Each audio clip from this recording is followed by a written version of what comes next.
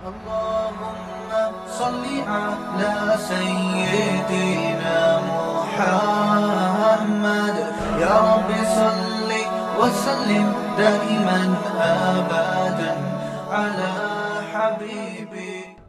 ایک قدرت ہے اور ایک مظہری قدرت ہے. نفع اور ضرر دینے والی ذات قدرت کی ہے، لیکن جس چیز کے ذریعے وہ نفع دیتے ہیں وہ مظہری قدرت ہوتی ہے. تو بعض اوقات انسان فکری گمراہی کی وجہ سے قدرت سے اس کی فکر ہٹ کر مظہری قدرت ہی کو اصل سمجھنا شروع کر دیتا. قدرت سے فکر ہٹ کر مظہری قدرت ہی کو اصل سمجھنا شروع کر دیتا ہے. جس چیز کے ذریعے اللہ نفع دے رہا یہ اسی کے سامنے جھکنا شروع ہو جاتا. جس چیز کے ذریعے اللہ ضرر دے رہا یہ اسی کے سامنے جھکنا شروع ہو جاتا ہے. اسی کو شرک کہا. شرک کی ابتدا ہوئی بھی یوں ہے کہ مظاہر قدرت کی پوجا شروع ہو گئی. ہاں، رزق دینے والی ذات اللہ کی ہے کیونکہ وہ کیا ہے؟ رب ہیں. لیکن دیتے کس ذریعے سے ہیں؟ کسی کو دکان کے ذریعے، کسی کو کھیت کے ذریعے، کسی کو ملازمت کے. اب یہ سارے ذرائع جو ہیں یہ مظہری قدرت ہیں، یہ مظہری قدرت ہیں. اور جس کا یقین قدرت پر نہیں ہوتا پھر وہ مظہری قدرت کے ساتھ جڑ جاتا ہے، قدرت کے ساتھ نہیں جڑتا.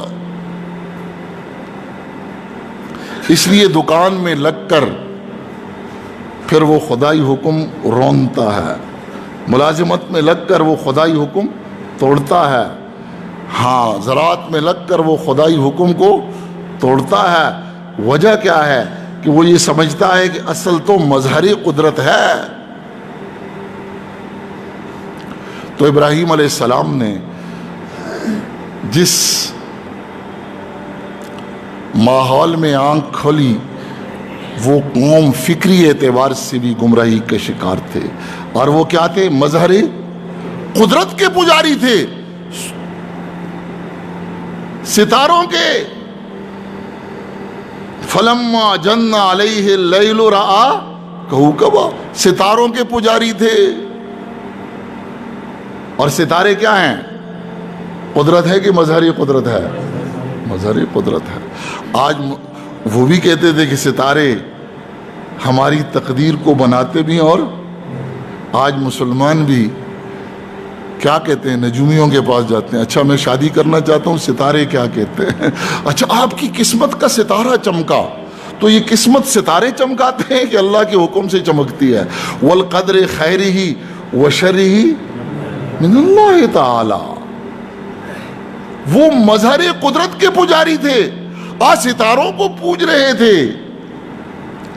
آج ہم مسلمان ہو کر بھی اپنی قسمت کہاں ڈھونڈتے ہیں؟ میرے پاس ایک عورت آئی، میں بچے کی شادی کرنا چاہتی ہوں، مولوی صاحب یہ بتائیں کہ ستارہ کہاں ہے؟ تو میں نے کہا ستارہ آسمان میں ہوتا ہے، اور کہاں ہوتا ہے؟ ستارہ یہاں ہوا تو شادی نہیں کرنی چاہیے، منحوس ہوگی. ستارہ وہاں ہوا تو شادی نہیں کرنی چاہیے، کیا ہوگی؟ منحوس ہوگی. یہی عقیدہ تھا ابراہیم علیہ السلام کی اس قوم کا بھی، جس کو ہم گمراہ کہتے ہیں. اور ہم تو ہدایت والے ہیں نا، لیکن ہمارا یہ عقیدہ ہو تو کوئی خاص بات نہیں ہے.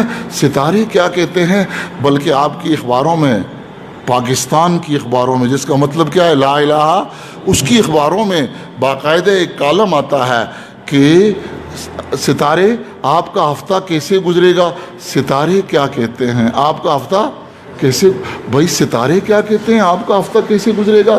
کہ اپنے اعمال کو دیکھو کہ آپ کا ہفتہ کیسے گزرے گا. اپنے اعمال کو دیکھو. ہاں، عمل سے زندگی بنتی ہے، جنت بھی جہنم بھی. ہاں، عمل سے زندگی بنتی. ستارے زندگی کو نہ جنت بناتے ہیں نہ جہنم بناتے ہیں. اس کو جنت اور جہنم بنانے کا ذریعہ کیا ہے؟ وہ تو عمل ہے. عمل جہنمیوں والے ہیں اور حالات ہم کہتے ہیں جنتیوں والے ہو جائیں. ایسا کیسے ہوگا؟ جہنمیوں کے اعمال میں سب سے بڑا عمل کون سا ہے؟ ایک تو شرک ہے، اور شرک کے بعد بڑا وہ نماز کا چھوڑنا ہے. تو شرک بھی پایا جا رہا ہو، ستاروں کے اندر اپنی تقدیر دیکھ رہا ہے، اور ستارہ مجھے کیا تقدیر، میری تقدیر کی خبر دے۔ جو خود کے افلاک کے اندر قید ہے اس کو اپنی تقدیر کا پتہ نہیں ہے، وہ میری تقدیر کو کیا بنائے گا اور کیا بگاڑے گا۔ تو ابراہیم علیہ السلام کی قوم بھی اسی گمراہی میں، اسی گمراہی کے اندر تھی۔ ستارے کیا کہتے ہیں؟ ارے بھائی قرآن میں پوچھو، قرآن کیا کہتا ہے، حدیث کیا کہتی ہے، اس کے مطابق اپنی زندگی کو ڈھال لو۔ ستارے جو بھی کہتے ہیں اس کا کوئی اثر آپ پر نہیں پڑتا، عمل کا اثر پڑتا ہے۔ عمل کا تعلق حالات کے ساتھ ہے، حالات کا تعلق عمل کے ساتھ ہے، اور عمل کا تعلق ارادے فکر کے ساتھ ہے، فکر کا تعلق ارادے کے ساتھ ہے۔ انما الاعمال بالنیات۔ تو یہ ایک ترتیب ہے۔ اگر حالات کو بنانا ہے تو اعمال کو ٹھیک کر لو، اعمال کو بنانا ہے تو ارادوں کو ٹھیک کر دو۔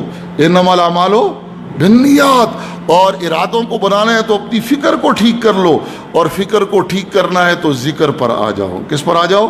ذکر پر آ جاؤ۔ اس لیے کہ قرآن پاک نے اللہ کی معرفت کے دو پر بتائے ہیں، ایک ذکر ہے اور ایک فکر ہے۔ ذکر کی مثال بھٹی کی ہے، فکر کی مثال لوہے کی ہے۔ ذکر کی بھٹی میں فکر کے لوہے کو رکھ کر نرم کرو، پھر کسی مربی کے پاس بیٹھ کر اپنی فکر کی تشکیل کرو، اس کی تعمیر کرو، اور اپنے اس سے آپ کے ارادے ٹھیک ہو جائیں گے۔ ارادے ٹھیک ہوں گے تو عمل ٹھیک ہو جائے گا، عمل ٹھیک ہوا تو حالات ٹھیک ہو جائیں گے، کیونکہ عمل سے زندگی بنتی ہے، جنت بھی جہنم بھی۔ ایک جنت اور جہنم تو مرنے کے بعد ہے نا، ایک جنت اور جہنم اللہ پاک مرنے سے پہلے ان حالات کے اندر بھی بنا دیتے ہیں، کیونکہ جنتیں بھی دو ہیں اور جہنم بھی دو ہیں۔ وَلِمَنْ خَافَ مَقَامَ رَبِّهِ جنتان۔ جو اللہ کے سامنے کھڑا ہونے سے ڈرا نا، اس کو اللہ دو جنتیں دیتے ہیں۔ وہ دوسری جنت کہاں ہے؟ اس دنیا کے احوال کو اللہ پاک اس کے لیے جنت نذیر کر دیتے ہیں، یا اس دنیا کے احوال کو اس کے لیے اللہ پاک جہنم نذیر کر دیتے ہیں۔ ہاں، وہ مرنے کے بعد کی جنت اور جہنم تو الگ ہے، یہاں کے احوال اللہ پاک اس کے لیے جنت